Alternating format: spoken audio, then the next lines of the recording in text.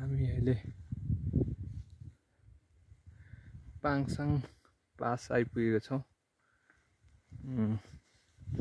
यो चाहिँ समुद्री सतहबाट 3850 मिटरको उचाइमा अवस्थित एउटा सानो गाउँ जस्तो ठाउँ रहेछ।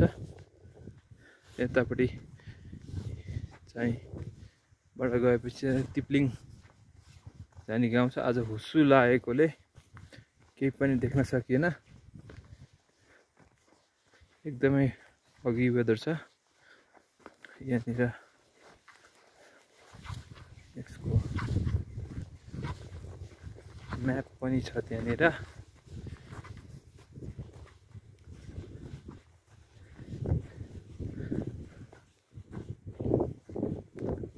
पाङसाङ युङ छोर्पा।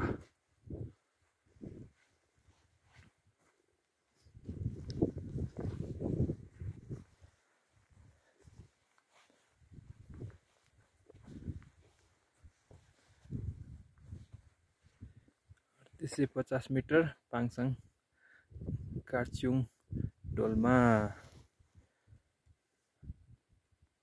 यो म्याप छ। हामीहरू अहिले चाहिँ सोमदाङबाट आएको। त्योभन्दा अगाडि अझै 10 बजी गटलाङबाट हिँडेको। अहिले लगभग 3 बज्न लाग्यो। अहिले यहाँ आइपुग्यौँ।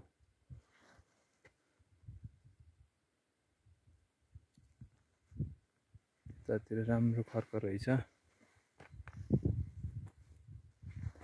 डाँडा छ यहाँनिर। आज फगी वेदरले गर्दा केही पनि देखेन।